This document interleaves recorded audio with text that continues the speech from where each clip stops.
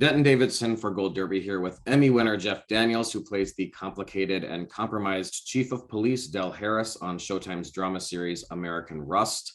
First of all, it's a great title because it takes place in the Rust Belt in a small Pennsylvania town, but it also just sounds sort of gritty and worn, much like the characters in this series.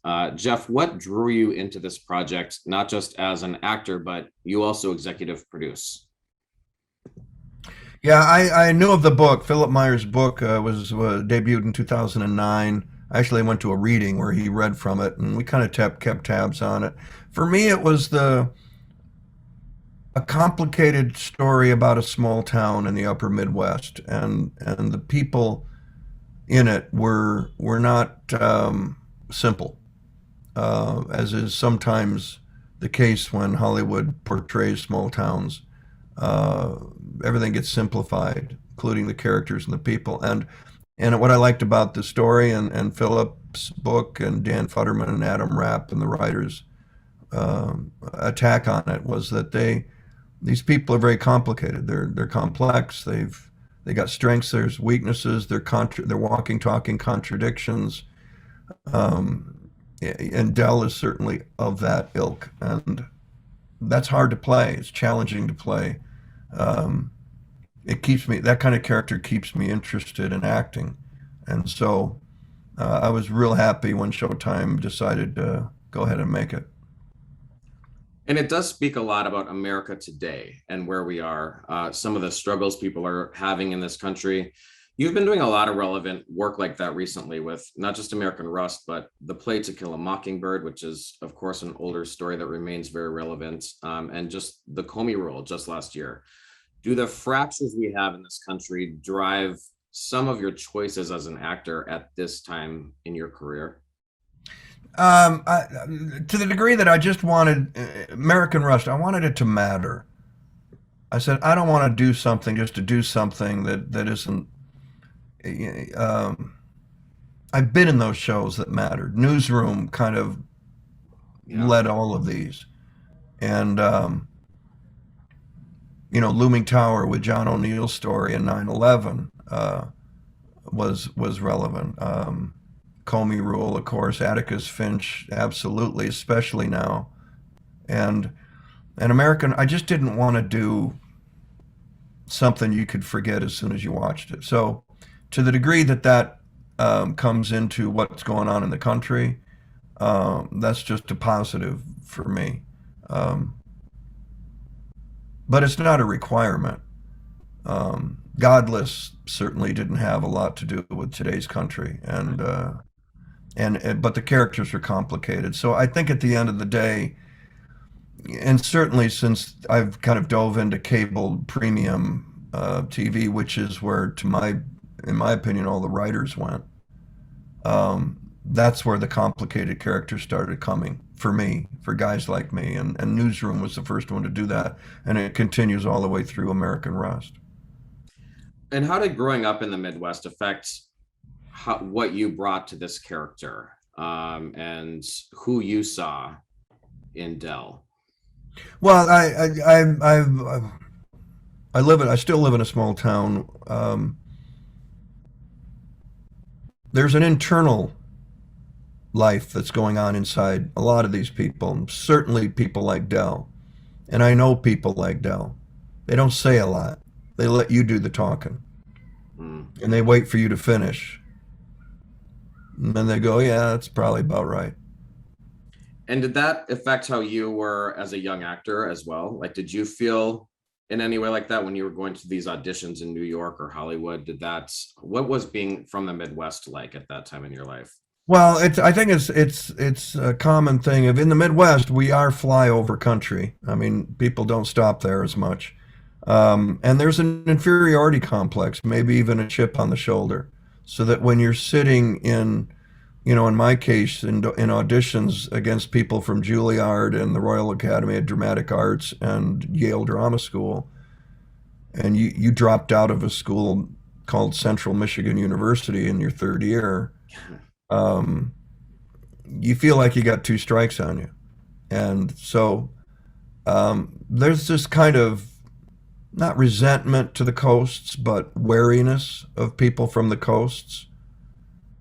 And it's true in a lot of areas. I mean, they assume we don't know nearly as much as we might, and we surprise them sometimes. I like to joke. Yeah, we're just as good as you are. We got the internet last year, so we've caught up. You know. So, but Dell has a little bit of that. But Dell also, what it really fed into the small town thing in my own life was that I really wanted this to be authentic. I wanted it to feel like it was in a small town south of Pittsburgh. There's a tone there. There's a look, and there's a pace. There are pauses. There are, this is not, Aaron Sorkin, where everyone's, going and going and going.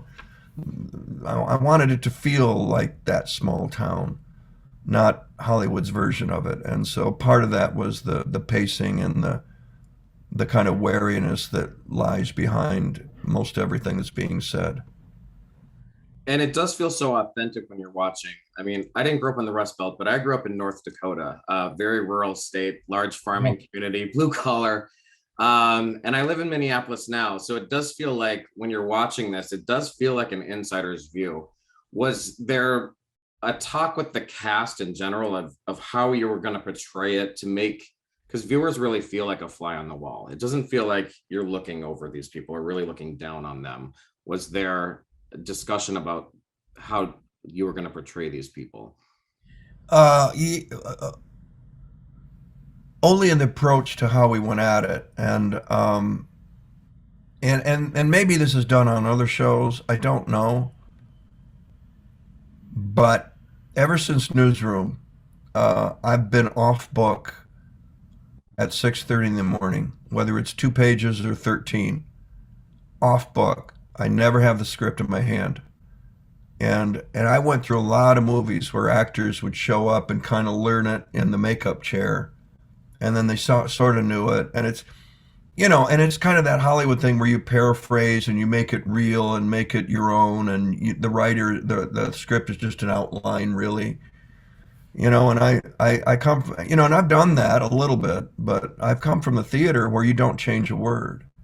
And then you come off Newsroom, and with Sorkin, you definitely don't change a word, and don't even go ask, and which is fine with me. Oh, I don't have to write it. So the approach is the same on American Rust, and I told everybody, particularly the kids, because they're younger, and this is a big deal, and here's how we're going to do it: get off book, show up without the script in your hand, off book. And we're not going to rehearse. We don't have time. So we can cry about that, or we can use it. So if you're off book and I'm off book, and we kind of stage it, you sit there, I stand there, I'll come over here, you go there, great, light it. Don't run it, don't rehearse it, and then take one. That's where it happens for the first time, which is what you want. Now you have to listen. Now you really have to plug into the other actor. And my whole thing on acting is that half my performance is in the other actor. You hear about reacting and all that, but this is it. You don't have to manufacture everything yourself. What you're doing and what is happening to you is coming out of this other person. So you might want to pay attention to that real closely. And it forces you to do that, this approach. And the camera catches that. I think it's my whole theory of. I worked with Clint Eastwood on Blood Work, and he only used one take. Wow! So you better know it, and that's Clint wants it to happen for the first time. He also wants to be done by lunch, but that's what comes out of it. It happens for the first time in front of the camera, which is what we're trying to do, whether it's on American Rust, or whether it's in, after 100 performances of To Kill a Mockingbird. We want it to look like it's happening for the first time to an audience. So if it can happen for the first time or the first few times for you and the other actor, I think you're way ahead of the game. But it does require that you come in prepared and come in ready and make some choices and gamble that you're in the ballpark when it comes to how to do the scene. And, you know, adjustments are made. No, I forgot that one thing. So, I mean, mistakes happen, but because it's a dangerous way to work, but it requires you to trust each other in a way that I think the camera picks up on. And so that was the only discussion we had. And everybody did that. And it, you know, and I think they like their work a lot better working that way too. They end up, I mean, you know, when Maura in scene 8, you know, in the kitchen table in Dell's cabin, she just leans in and just tears start falling out of her. You know, we didn't rehearse that. You know, my next question was actually going to be about Maura Tierney, because for me, she's just one of the best actors on TV. I was captivated by her in another Showtime series, The Affair, initially, and she's so great in this as well. What is it like going toe to toe with her on screen, with her playing Dell's love interest, Grace? Well, she thinks, and you can see her thinking. You don't know what she's thinking, but she's thinking something other than what she's saying, and that's a big key to Grace. And Maura jumped on that early, and as we say, she's there. Yeah. When you're going back and forth with her, she's there. She's not thinking about her next line or whether she likes what she just did or waiting for you to finish so she can do that thing she's already practiced. None of that. She's plugged in, she's there, she's listening, and she's thinking a lot. She you know, and again, like I said with Grace, saying one thing, thinking another, and the camera can pick that up. Moore is really good at that. And just to switch gears just briefly, you reprised your Tony-nominated role as Atticus Finch in one of Broadway's most successful productions, To Kill a Mockingbird.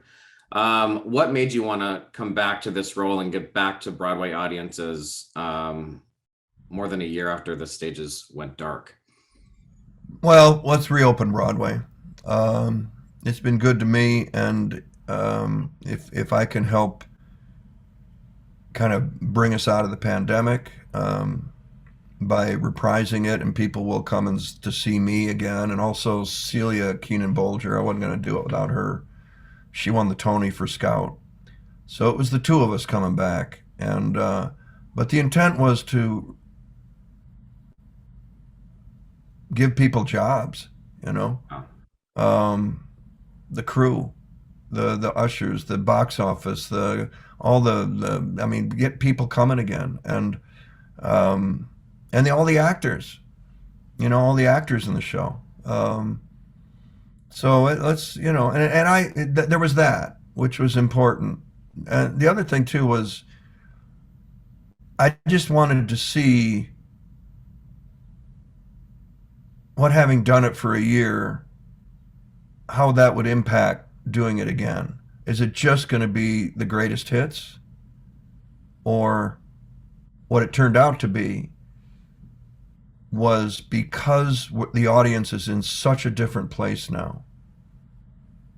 January 6th, George Floyd, white blindness, white privilege, which Sorkin's play of the book deals with in a way that the book doesn't. Atticus kind of white privilege, or there's goodness in everyone, and even though they're flaming racists, they're still good people, they're still our friends and neighbors, just look the other way. And Atticus has to come off the porch and get involved in this court case with Tom Robinson, and he's a little resistant to it, like a lot of people in America are. Well, it's systemic racism, it doesn't really affect me, so I'm just going to look the other way, hope my taxes get cut, and vote the way I vote. And I think the play addresses what people are far more aware of now. It's certainly felt in the audience. The first time I did it, it was like audience after audience coming to see a PG version with a lot of N-words, but a PG version that was hard on racism, of a beloved book they read as a child, and with a happy ending. Joy cometh in the morning. Yes, it will. You'll see. Well, this production now, that doesn't cut it. And we're not so sure it's going to be joy cometh in the morning. You know, this country's in a place where there's a lot at stake coming up. And a lot of it has to do with race. And whether you're for systemic racism or whether you're against it. Pretty simple. And the production now, the audience is bracing themselves. The stillness in the audience, and even 15 minutes in, I don't remember that stillness. I remember it in the second act, in the first time around, but I don't remember it now. And then we get into the second act, and it's you know, when Calpurnia gets on that and just rips Atticus, that the jurors were not monsters, they were murderers, and she's got 400 years of black experience and degradation and disrespect and contempt coming out of her. That's a show-stopping number now, in a way that it wasn't, you know, when we were doing it before. And the audience is in a different place. And so the play now is even more powerful, more impactful, more emotional. We've made some adjustments that there is still much work to be done. This isn't a happy ending. This is a cross your fingers and hope like hell ending. Yeah. And so that's been great. I mean, I got another month to go, and but 3 months is enough. It's enough. It's a grind. We just did 5 shows. We did 2 on Friday, 2 on Saturday, 1 yesterday. So we're beat up. And just as a final question, you've been acting now professionally over 40 years and have such an incredible history in both drama and comedy, including 2 movies that really impacted me as a kid. First of all, Arachnophobia terrified me when I was 10. And of course, Dumb and Dumber, which I thought was the funniest. I still think is the funniest movie ever. So what has allowed you... It will outlive both of us. What has allowed you to successfully transition between slapstick comedy to horror to these award-winning dramatic roles in all these different medias? For young actors out there, you know, how are you able to succeed in all of these venues? I think I remember an actor on a movie. I said, "What are you doing next?" And she said, "Well, I'm doing a comedy." And we were doing a drama at the time. She goes, "I'm doing a comedy." I said, "Oh, good." She, "Oh, yeah," which is a whole completely different thing. And I said, "Oh, it is?" Because it isn't. And that's the little magic trick. You know, even something as big as Dumb and Dumber, if you just play it honestly, and again, you bounce off Jim Carrey. When Jim Carrey's Lloyd Christmas is going, "Harry," and you know, it's you're just reacting to him because what is he going to do to me now? You know, I mean, it's just honest interplay and choices. It's who is this guy? He's a real guy. Harry Dunn is a real guy. He's walking around on the street today, and you need to represent him as honestly as possible. And what the key for me was, he has an IQ of 8, not 7, not 9, 8. And it means nothing except to the actor playing it right before action. Remember, you have an IQ of 8. Harry, you know, that was my little key in to then completely react. He doesn't know he's funny. He doesn't know he's in a comedy. He's on a toilet and his insides are like exploding out of him, and he's in a crisis situation. They just happen to be shooting it. That's the secret. Everybody thinks it's a whole different thing. The whole trap is, if you think you're funny, you think you're being funny, you ain't funny. Well, Jeff Daniels, I appreciate your time and this discussion about American Rust and your career.